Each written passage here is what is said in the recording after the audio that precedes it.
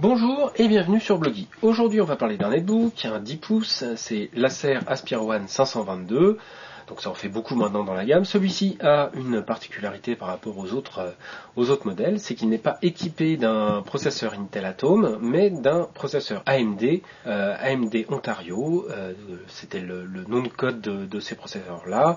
C'est en fait un processeur de la gamme Fusion et c'est le C50.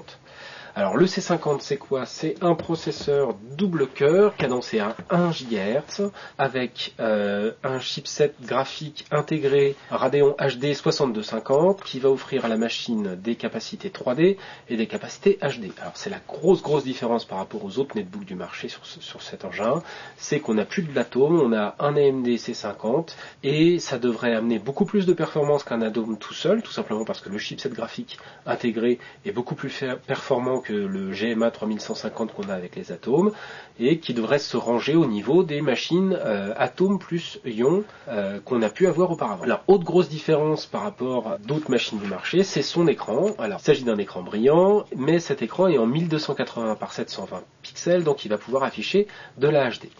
Troisième différence par rapport aux machines Atom naturelles, donc sans chipset externe, c'est la présence d'un port HDMI directement sur la machine, donc pour pouvoir exporter des contenus vers un écran type télévision ou un écran de PC traditionnel. Ajouter à cela un TDP, donc une dissipation thermique, une consommation d'énergie qui est très faible, hein, qui est de 9 watts pour cette machine. Ça veut dire qu'on va avoir une autonomie qui va être bonne. La machine est vendue pas cher, elle est vendue à 299 € et on a en fait un processeur qui amène donc à la fois un petit prix, une bonne autonomie et des capacités multimédia, et donc ça change un petit peu de ce qu'on avait en 2010, et je pense que l'arrivée d'AMD sur ce marché avec le C50 et les autres processeurs de la gamme va mettre un petit peu de piment dans le monde du netbook. Alors pour le reste, on a un netbook très traditionnel, on va regarder en détail un petit peu tout ça. Ça commence, alors ici c'est une version 3 cellules, c'est un sample, hein, il est en anglais, le processeur est encore un sample. C'est une version 3 cellules, la version qui va sortir à 299 € sera bien une version 6 cellules. Pour vous donner une idée par rapport à un netbook Asus de même diagonale d'écran, on a un engin qui est un petit peu plus profond, mais alors vraiment de très peu, ça se voit ici un petit peu, même largeur, donc voilà, une toute petite profondeur en plus, mais c'est vraiment minime. Ici la 6 cellules prend un petit peu plus de place sur le Asus par rapport à la 3 cellules. Je pense que ça va être le même type d'intégration hein, sur la version Acer, donc c'est du même tonneau. Par contre, ici on a sur le Asus une petite trappe pour accéder à la mémoire, et malheureusement sur le Acer il n'y a carrément aucun accès, donc il va falloir passer par le clavier, tout démonter pour pouvoir accéder au disque dur et à la mémoire. En parlant de mémoire, donc on a 1 Go de mémoire vive, on verra que c'est peut-être le problème de la machine. 1 Go c'est bien, mais on gagnerait à passer à 2 Go à mon avis. 1 Go de mémoire vive, 250 Go de disque dur, du Wi-Fi de type N, du Bluetooth 3, c'est un engin qui est très complet, et avec son écran HD, ça en fait une machine très agréable à utiliser. Elle est assez fine, hein, je ne sais pas si vous voyez bien ici, on va regarder par rapport à la fausse carte, l'épaisseur d'une carte SD, donc on est dans l'épaisseur d'une carte SD HC traditionnelle, donc c'est vraiment un engin qui est relativement fin, il ne prendra pas de place dans un sac, ça c'est plutôt sympa. On va regarder rapidement son poids. Point de vue poids, avec la 3 cellules, donc avec la 6 cellules, il faut rajouter 200 à 300 grammes. Je suis à 1,53 kg, 1,52 kg avec la 3 cellules. Si on imagine la 6 cellules, on sera au maximum à 1,350 kg. Et avec son chargeur, on est à 1,248 kg. Donc on peut imaginer 1,5 kg pour la version 6 cellules, ce qui est tout à fait correct. On va en profiter pour parler du chargeur. Alors c'est un chargeur typique des machines Acer avec une prise qui est amovible, donc on peut avoir une prise européenne comme ici, une prise française, on peut avoir une prise anglaise ou une prise américaine et l'adapter sur la machine sans problème, sans difficulté. C'est plutôt pas mal, et ça permet aussi de choisir l'angle si on veut poser le chargeur dans un angle ou dans un autre. On a un cordon assez long, une petite prise coudée, donc vraiment très très standard, et le petit velcro pour empêcher d'avoir un truc qui se balade partout, qui prend trop de place. Donc solution standard de chez Acer, mais efficace. On va faire le détail de la connectique. Alors, connectique très classique, d'abord un port d'alimentation, un port VGA, donc pour une externalisation de l'écran, 2 ports USB, alors c'est de l'USB 2 sur la machine, un port HDMI qu'on a déjà vu, ici un petit évent d'aération, extraction d'air, traditionnel. Sur l'autre côté on a d'abord le lecteur de carte SDHC, donc comme d'hab, avec son cache. Ensuite, port sortie casque et entrée micro, donc encore une fois du très traditionnel. Un troisième port USB, le port anti-vol pour empêcher qu'on vous vole la machine format Kensington Lock, et un port RJ45. Donc voilà, on a une solution qui est tout à fait standard en fait dans l'emballage, avec ce beau châssis brillant qui prend bien les traces de doigts, voilà, vous les voyez bien. Le dessous est mat, assez agréable. Le dessus, j'aurais préféré un traitement comme les E-machines, vraiment mat, c'est quand même plus agréable que ces grosses traces de doigts. Enfin, dans l'ensemble, c'est vraiment le netbook de 2010 avec un processeur différent, un moteur différent. On va découvrir un petit peu l'intérieur de la machine. Hop, voilà, je l'allume, ça sera plus simple. Voilà, alors pour commencer, donc ce pavé tactile qui est très très agréable, très large, avec une zone de défilement sur le côté. Je ne sais pas si vous les voyez bien, mais c'est vraiment un pavé tactile que moi j'apprécie bien.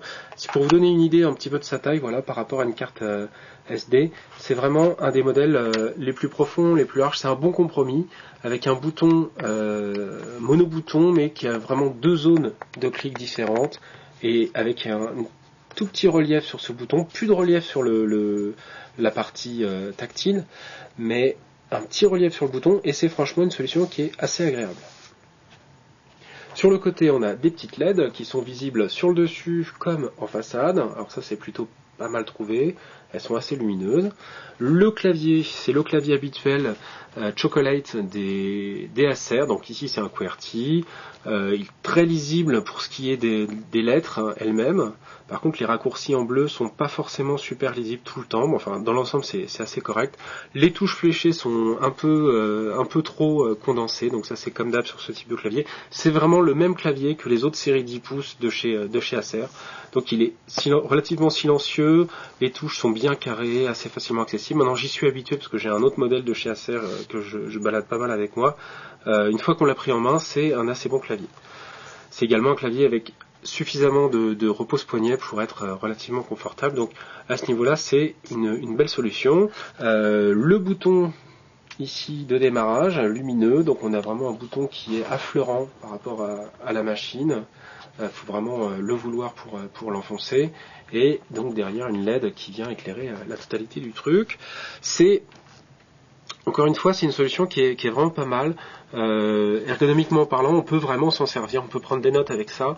Une fois qu'on l'a pris en main, c'est pas forcément évident tout de suite par rapport à un chiclette qui est plus rapide à prendre en main, mais une fois qu'on l'a pris en main, ce type de clavier-là est franchement pas mal. Le défaut à l'usage, c'est peut-être cette largeur de touche avec la possibilité de voir des choses qui vont tomber en dessous en fait. Je sais pas si vous voyez un petit peu, mais en dessous on a accès en fait à pas mal de trous en fait qui vont aller dans la machine. Et donc si vous mangez au-dessus, il y a des miettes qui peuvent tomber, de la poussière, etc. Donc c'est vraiment un clavier qui s'encrasse plus vite que les chiclettes. Ça c'est un petit peu dommage. Maintenant c'est à vous aussi de faire un petit peu attention à vos affaires. La charnière est plutôt a priori solide, elle est bien construite. Donc on a une belle charnière. Ça bouge pas trop, il n'y a pas de plastique qui craque, la finition est bonne, les plastiques sont bien assemblés, enfin il n'y a vraiment rien à redire sur ce sample, c'est vraiment du prototype, c'est pas encore la machine définitive, mais elle est déjà très très bien assemblée. Alors là où il y a à redire, c'est sur ce magnifique écran brillant, malheureusement, et tour d'écran brillant également. Donc c'est vraiment, même si on met un cache, un film protecteur pour transformer l'écran en mat, on a toujours ce tour d'écran qui sera brillant. Webcam 1,3 mégapixels, donc maintenant c'est la norme chez Acer, hein, toutes les webcams sont 1,3 mégapixels, donc ce qui permet de faire à la fois de la vidéoconférence mais aussi de faire des photos un petit peu plus précises. Un petit micro situé au-dessus, donc solution tout à fait banale et correcte, ça fonctionne bien. L'écran est très très bien. C'est pas le plus bel écran niveau colorimétrie et rétroéclairage, etc. J'ai pas dit ça. On va le pousser un petit peu. Voilà. Par contre, il est en 1280 par 720, donc on a un écran avec, quand on va surfer avec, beaucoup moins besoin de scroller, la possibilité d'afficher un site web traditionnel avec une barre en haut sans avoir de soucis, et donc la possibilité d'afficher du 720p à l'écran, ce qui est quand même pas mal. Voilà, donc là j'ai une solution qui permet d'afficher quand même pas mal de données, on va les voir. Très bonne connexion Wi-Fi, j'en ai pas parlé, j'en parle plus trop, je suis désolé, j'oublie, mais le Wi-Fi est bien géré sur la machine, on a vraiment très bonne connexion, pas de perte, on peut déplacer la machine, ça c'est vraiment agréable, moi qui m'en sers beaucoup en vidéoconférence, donc on peut vraiment déplacer la machine, ça pose pas de soucis, et le transfert est bon, donc c'est assez pratique. Là je suis en train de télécharger plein de choses sur Steam pour pouvoir faire des tests, et on a un très très bon taux de transfert même si je suis pas près de ma box, donc ça c'est plutôt pas mal. Donc voilà, on est sur le monde et on a un affichage qui est beaucoup plus large, beaucoup plus agréable que du 1024 par 600, et en même temps c'est tout à fait lisible. Il n'y a pas de souci. On peut évidemment changer la police de caractère pour l'avoir en plus grande sous Windows si on en a besoin. Donc, premier aperçu de cette machine, on a vraiment un engin très standard d'un point de vue enveloppe. Les grosses différences, c'est donc le processeur et l'écran. Le point fort, c'est vraiment le processeur, on le verra un petit peu plus tard. Et le point faible, à mon avis, c'est l'absence d'accès aux composants. Donc ça aurait été vraiment un plus, parce que là on est sous Windows 7 Starter, ce qui fait qu'on est obligé d'avoir 1 Go. Si on était sous Windows Home, on aurait 2 Go par défaut. Là, pouvoir le passer en 2 Go, ça offrira vraiment plus de perf à l'ensemble de la machine. Donc faut sortir le tournevis, c'est quand même désagréable de devoir ouvrir complètement l'engin pour passer en 2 Go.